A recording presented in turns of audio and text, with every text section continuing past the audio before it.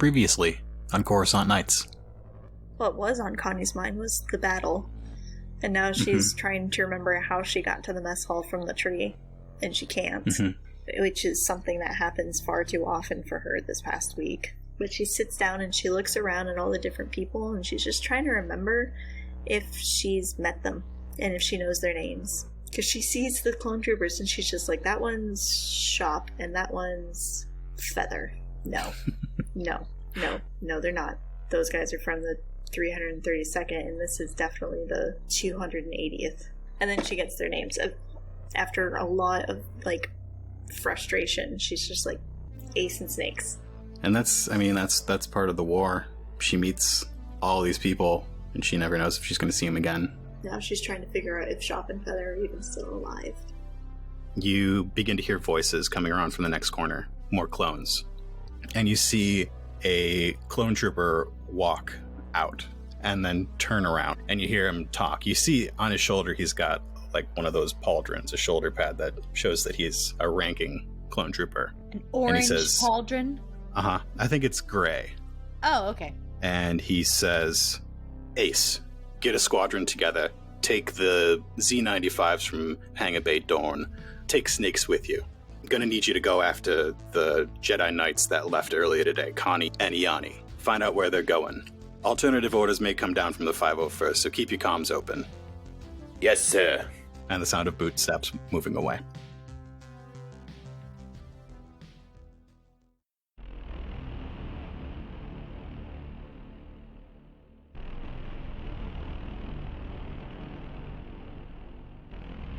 Fate has a way of putting people together.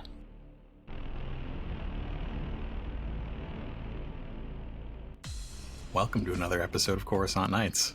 Tonight I am joined by Doug and Andrew. How are you guys doing tonight? Excited to be here. I'm doing well. Alright, so before we start, I think we'll introduce your characters as we get to them. We should roll our destiny. Right. Time for the destiny roll. I rolled 2 light side points. Doug rolled 1 light side point. Alright, 1 dark side. So we're starting with 3 light side, 1 dark side. And lucky for you two, we got to donate for Destiny. Nice. Yes. John, from the Outlaws and Old Ones podcast, donated a little bit of light. You're going to get 1 extra light side point. And now, we're going to play a trailer for Outlaws and Old Ones. Thanks, John. Thank you, John. Thanks, John. Heck yeah. It's me, Jorge. I'm the keeper. Roll the clip, please. Look, everyone, it's David Caruso. Mr. Kokomo, I presume. No, my name's Garbert. Excuse Garbert? You are special, and you are forever. Yeah, last forever in hell, dude. This cult or whatever I'm getting myself into. So you're like some kind of psychic? I've been your partner for 20 years hunting things. I'm pretty sure you killed my dad. So you decided to show up, huh, bogey? Can I get a ride? All right, back to the show. Doug, Yes. don't tell me who you're playing yet today. Okay. Why don't you tell me a little bit about yourself? Me as a person or me as a character? Are you a character? I am when I'm playing Coruscant Nights. You as a person. Oh, a little bit about me. Well, been working on my elevator speech, but I haven't quite finished it yet. So I'm going to go off the cuff a little bit. My name is Douglas Eberhardt. I go by Doug. And I'm an artist, illustrator, educator, and I do all of those things. I also play a little bit of music. I'll just plug my music. I play with my friend Mike Birch in a band called the Bunk Bed Bros, a band for children of all ages. Go visit bunkbedbros.bandcamp.com and pick up a cassette. And Andrew is a voice familiar to many of you. Care to tell us a little bit about yourself, Andrew? Oh, everybody knows what they need to know about me, thanks to Sarah. But no, I'm the host and GM of the Dicey Cantina on a minor hiatus while we sort out some real life stuff. Longtime listener of Coruscant Nights, first time contestant. I'm a contestant, right? That's how this works. Yeah, it's like a lottery of survival. Yeah, and I'm excited to be here. Anybody can check out my stuff at diceycantina.com or wherever you get your podcasts. Excellent. Ace takes his Z-95 out of the Grand Orbital Observatory, calling his squadron to check in. Can you tell me a little bit about Ace, what he's been up to during these Clone Wars, and a little bit about the squadron that he's heading right now. Okay, Ace has worked his way up to clone commander of his squadron. So, yes, Ace is a clone. And Ace has gone on, I would say, probably about 6 tours throughout the galaxy, fighting in the Clone Wars against the separatist armies, and has had a lot of success. He's a very well programmed, developed clone, and has an aptitude for hitting the target when it needs to be hit and leading his clone comrades towards success in battles across the galaxy during the Clone Wars. And at this time, he has just finished a tour on Coruscant, defending Coruscant against the separatist armies. And he was accompanied by his squadron, a squadron called Nexu Squadron, made up by 6 other clones. Well, it was more. So Yes.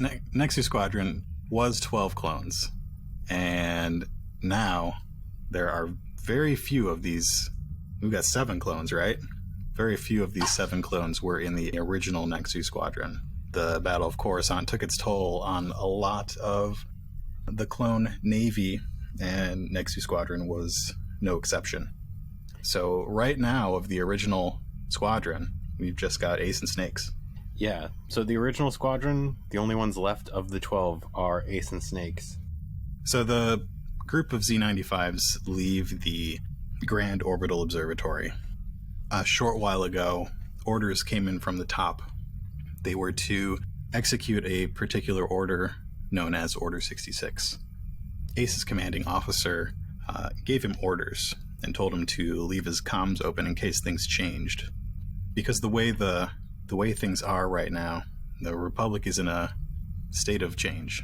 Everything's in flux right now. So new orders could come any minute. The planet Coruscant glows below the ships as they streak through space, setting their coordinates to the outer rim, the last known direction of the Jedi that they're supposed to track.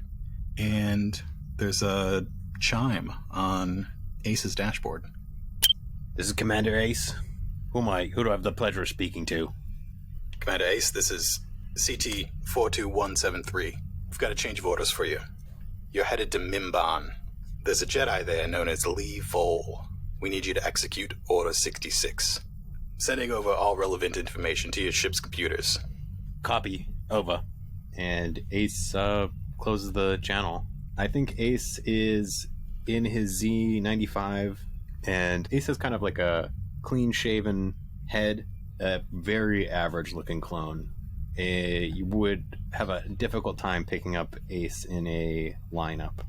But in this ship has like a little eyepiece that gives him a little bit of information on orders, briefings, maps, enemies in the area. His wingman Snakes pulls up next to him and taps his ear. Does Ace have his comms open right now? Yes. Ace, is that new orders? What are we doing?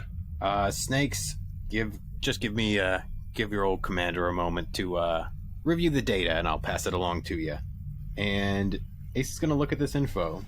The planet that Ace was told to head to was called Mimban. Mimban. The Jedi that Ace was told to find was Lee Vol. Correct. And the order that he was told to execute was Order 66. Mm-hmm. That's correct. I'm going to do some checks, but also maybe just ask some questions. Okay. Does Ace know Lee Vol? Yes. Ace knows Lee Vol. And Ace knows them well. That's correct. Lee Vol was Ace's general a little while back. So in one of these 6 tours, which to me are like planet wars, Ace has served at least a couple under Lee Vol. Probably some under the position of commander. Mm-hmm. Probably taking orders. Which would sort of put him in second command to the Jedi General. Okay, so I think Ace has some questions, and my next question and or check is, Ace asks himself, Order 66. What could they possibly mean by Order 66? I know orders... At least... Okay, does Ace know what Order 66 is? So, in his time with Jedi General Lee Vol, some things happened. What happened that led to Ace having his inhibitor chip removed? Ace is a born or cloned leader. Ace sees things, situations, paths ahead of him that other clones don't. And Ace was actually struggling with headaches and nightmares that were interfering with his ability to see and lead and conquer situations during the Clone War. And I think that he approached several medic droids over his tours throughout the galaxy, none of which really knew how to diagnose this kind of a problem within a clone until he met Jedi Master General Lee Vol. And what did Lee Vol think or do? So Lee Vol, General Vol, had his life saved by Ace on Umbara. And Vol is a Miraluka, which means that he doesn't have his sight. He sees through the Force, because Miraluka don't have eyes. And I think as a part of that, he sees the Force in people. When Miraluka are confronted with Sith or Jedi or things throughout history, they can see the Force through them and see more insight into them than just the eyes would see. And I think that in the friendship that blossomed after Ace saved Vol's life, there was the ability to see this corruption around Ace's head that gave some insight into there was a problem there and a quick surgery could solve it. I don't think that Vol got an insight into what that biological chip was, as more of having seen a faulty component through the Force, and that led to a less than official channels removal of, I thought your headaches are coming from here and we can go see a droid and get it solved that way. So when Snakes pulls up and says over the comms, "We have new orders," I will flip my one and only dark side point to say that Ace has no idea what Order 66 is. That's right, Snakes. We've got some orders. Got some orders over on Mimban. Something to do with General Vol. I'm going to ask you now, do we have new members of Nexus Squadron? You do. You've got 5 new members with you currently. Okay. They just checked in as you left the Grand Orbital Observatory. You've got Rough Up, Knuckles, Hasty, Rampage, and Stashy. Okay. Ace is going to open comms to Nexus Squadron. All right, Nexus Squadron. Commander Ace, checking in. We've got orders. Mission over on Mimban. I'm not going to brief you on the entire situation at the moment. We're going to make our way there, regroup on the ground, and go from there. Follow my lead. Keep your eyes open. Stay on each other's wings. Find a safe place to land. And off we go. Any questions? No, sir. No, there are no questions. I haven't told you anything. Now, follow me. The ships of the squadron spool up their hyperdrives and streak off into the stars. Mimban is a mud hole. Can you tell me a little bit about Lee Vol and why he might have come here? And I've got a why for you if you've got nothing. I don't have an initial thing. Okay. There are potentially rumors surrounding artifacts on Mimban that might help bring the Force into balance. There's something called the Kyber Crystal. That's spelled Kaiburr. One specific crystal that is said to boost someone's connection to the Force. It's also rumored to have healing powers and a number of other things. It's hard to tell the stories from the truth on things like this, but that and the Mind Splinter are 2 interesting things that may have come into Lee's peripheries as he explored the galaxy. Yeah, so Lee's made his way to Mimban, to explore for these artifacts that could bring some balance to the Force. Lee is very conscientious of balance, and he's focused on peace more than anything. He's someone who loved the fact that as a Jedi, he was considered a peacekeeper. This war with the Separatists is a necessary distraction from that peacekeeping, and he seeks to get back to that arbitration, that negotiation, even aggressive negotiations that Jedis must do sometime. And so, having heard of these artifacts, this special Kyber crystal and the Mind Splinter, has come to Minban to reach out in the Force and see if he can't ascertain their truth. The seeking of truth is very important to Lee. And overall, Minban's been pretty disappointing. It's wet. The natives are not friendly. The humans who have a small mining colony there are even less friendly. And it's just wet and muddy and kind of gross. He's heard rumors about temples off in the swamps, but there are also really big creatures that like to eat small ships out in the swamps. And those locals that live underground are just not very nice if you go snooping around their houses. It is night. It is rainy. And that balance that Lee seeks out in the Force seems to be a little off right now. The town that he's been using as sort of a base camp is a small mining town. It is filthy, the food's bad, people are grumpy, and it's pretty much always raining. Where would Lee find himself in the evening? I think Lee seeks out, with that peace and not wanting to disturb the locals as much as possible, the hovel or hut at the very edge of town, a place where he can have as much privacy as he wants while being as least imposing upon the people who clearly don't want him to be around. He's not willing to play the foolish Jedi and think that he could wander into the swamps with creatures so large they can swallow ships by himself. And he has a little campfire, little field kit that he's cooking a meal on. And as he spends most of his time, he's more or less meditating and reaching out with the Force. And he's seeking guidance since he hasn't been able to find what he's after. And he's not sure what to do for his next steps. As he's reaching out tonight, if I had dark side points, I would flip them. The peace and tranquility and balance that he's after seems to shift in his mind, and darkness takes over.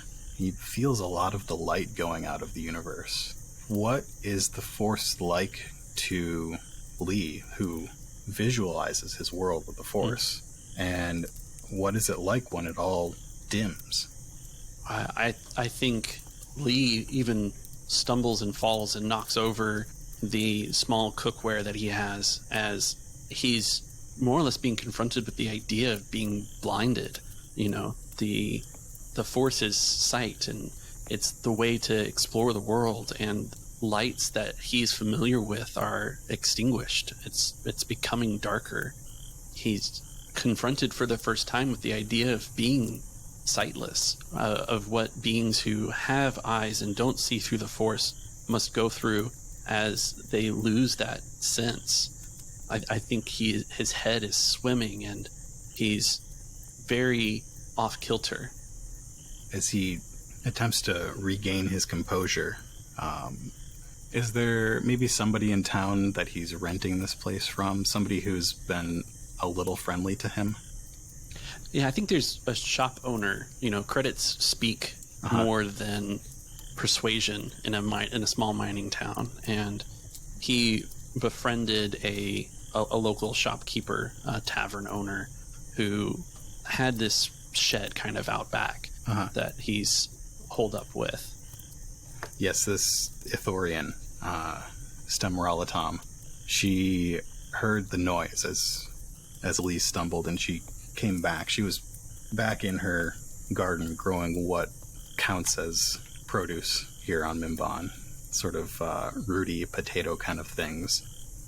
She comes around the corner and you can just sort of see her in the corner of your vision. She says, Lee, is everything all right? Darkness. It's so dark. I can't see. She What's happening? reaches towards you and takes your arm. Let me help you. She pushes you over towards your small stool by the fire. What's going on? I thought you could see perfectly well. It's like the lights are going out. I can still make out the shapes, but the clarity, it's fading. It's odd. I feel like the whole world is swimming in darkness. I'm afraid I don't fully understand you, but I'll sit with you if you need it. Please. And she pulls up a stool.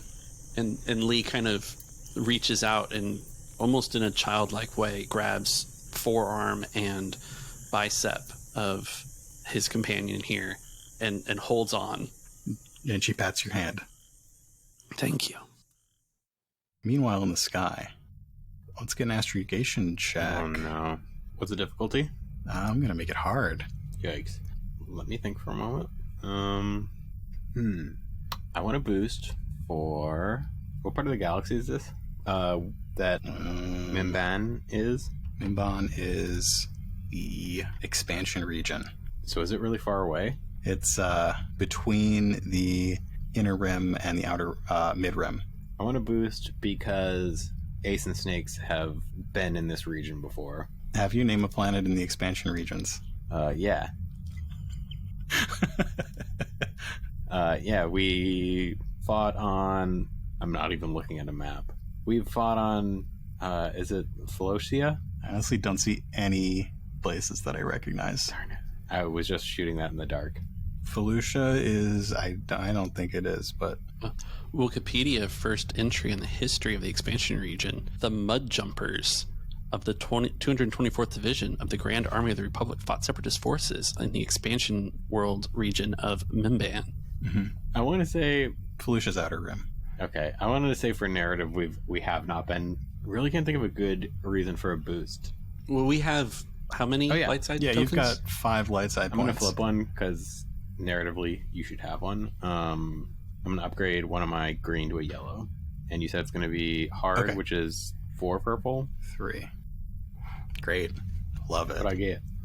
0 successes and 1 threat. Okay. The Nexus Squadron comes out of hyperspace above Mimban. The planet is part of a system that is actually known for its odd weather patterns. And as your squadron comes in over Mimban, there is a storm brewing over the area that you were told to go. You begin to fly into the storm, and because this is the plot that I need to happen, I'm going to flip a dark side point. As the group of 7 Z-95s move into the storm, Ace's ship is in the lead, leading the squadron. And as it moves, he sees the electricity on the front, on the nose and the window, sort of coming down off the top of the canopy. And it reaches up into the clouds, and his Z-95 is struck by a bolt of lightning. All right, let's get a daunting piloting check. Okay. As the lightning strikes the ship, the other ships in the squadron bank right and bank left away from it as smoke starts trailing from the engines. A daunting piloting space? Yep. And so the difficulty is 4 purple? Yep. And we have 5 light side tokens again. Yep. Also, Ace is really good at piloting. Quite good at piloting. So thank you for the opportunity. Should I flip another light side? I think We so. have 5. Go for it. Okay. 2 successes, 1 threat. All right. So the engines on the Z-95, actually it's just one engine on the Z-95. It is smoking. A trail of black smoke is almost invisible against the dark, dark clouds of this thunderhead that you're flying through at night. Mm-hmm. The Z-95s to your left and right continue banking off from Ace's ship. It's dangerous to be near a ship that is on fire, because your engine is on fire. You are maintaining control, but it is probably not going to be the most smooth landing. Why don't you tell me how you successfully survive crash landing your ship? Okay. I'm going to play devil's advocate here. Can I try and make repairs to my ship? I suppose you can try to make repairs to your ship. I'm going to try and do a mechanics check, or would it be computers? Okay. It would be mechanics. I'm going to do a mechanics check. I'm going to add a setback because you're in the middle of this storm, and I think we should do a hard check. Okay. So Ace sees the smoke and flips a couple of switches and says, "Oh, this is just not my day. What luck. All right. Oh, we're going down. We're going down fast. Okay. Snakes, I'm going to have to make an emergency landing. You take the squadron up, do a circle round. I'll send you coordinates where to drop down. We'll continue the mission." Roger that. And with your 2 threats, I think as you flip some switches on your dashboard to try and, like, put down a grate or a vent to stop the smoke in the engine, it actually ends up venting into your cockpit. Oh, it's not good. I got 2 successes on my last roll. I think there's about to be a emergency ejection. If that's what you want. Okay. Yeah, that's what I want.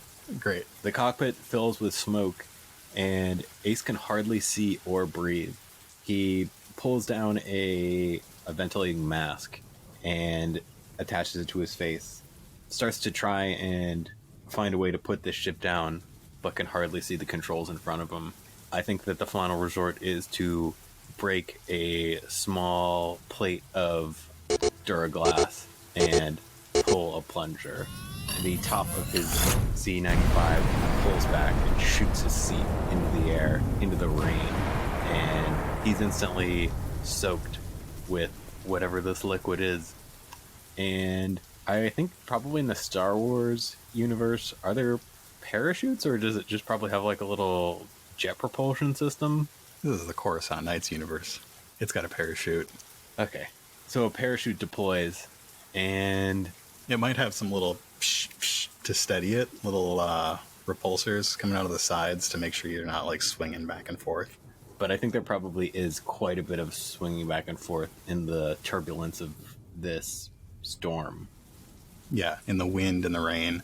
But I think he's going to come to a pretty safe, though uncomfortable and agitated rest on the muddy planet floor.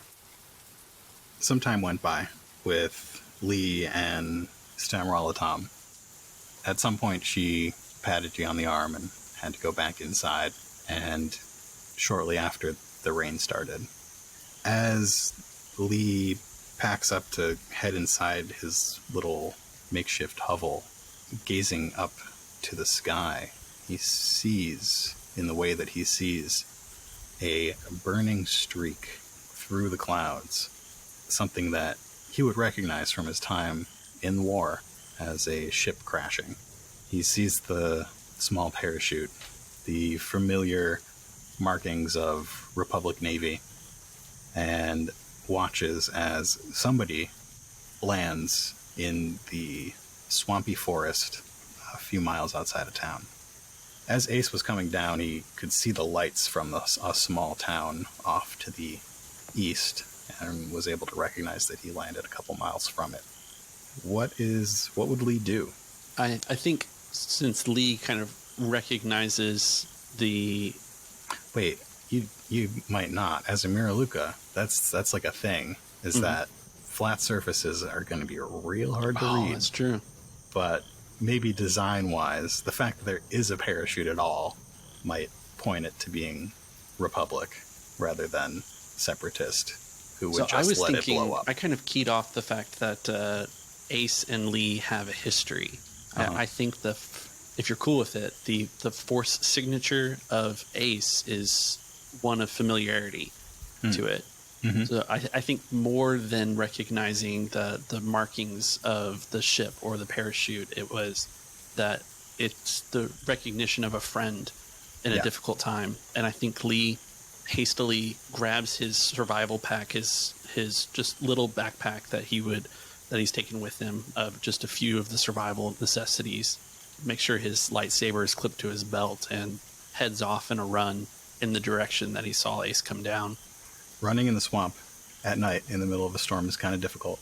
As he goes, he can sense the life in the roots under his feet and the mangroves, and it's calming after that strange sense of loss that he felt around the fire. Say what you want about the muddiness of this planet, it is teeming with life in a way that only planets covered with nature or covered with cities can be. The rain comes down and soaks Ace's parachute as he begins to unclip himself from his seat. The parachute slowly descends on top of him, and he pushes it aside as he gets out. What does he do once he reaches the ground? I think as soon as Ace reaches the ground, I think he's a little grumpy as he sees his Z95. I think he's probably had this Z95 for 2 of the last 6 tours. It sails very far across the skyline, and there's a very distant sound of an explosion, but the rain and darkness are almost even too dense for him to see the light from it. But he's a little grumpy. He pulls a combat vibro knife from his boot and slices the cords on his parachute before it even completely hits the ground, and just keeps on walking in deep mud. Welcome to Mimban. Beautiful, they told me. Great place to visit. Yeah. Lovely. Thanks for listening to this episode of Coruscant Nights. Coruscant Nights is a production of Nightcast Creative. To find out more about us and our projects, visit nightcastcreative.com. Thanks to Andrew and Doug for playing on this episode. You can find more of Doug playing Ace on Andrew's podcast, Dicey Cantina. Check out Dicey Cantina wherever you get your podcasts. Have you joined our Discord yet? Come hang out with other fans of Coruscant Nights in the other place and talk about the shows, your favorite RPGs, and other games. We've got monthly live-streamed games, shows like Behind the Mask with Sarah Joy, which you can also find on our YouTube, and board game nights. Check the show notes for a link. And last but not least, don't forget about Donate for Destiny. We've still got a few sessions to record before the end of Season 2. Your dollars can influence Coruscant Nights' Destiny pool and help kids in hospitals and shelters.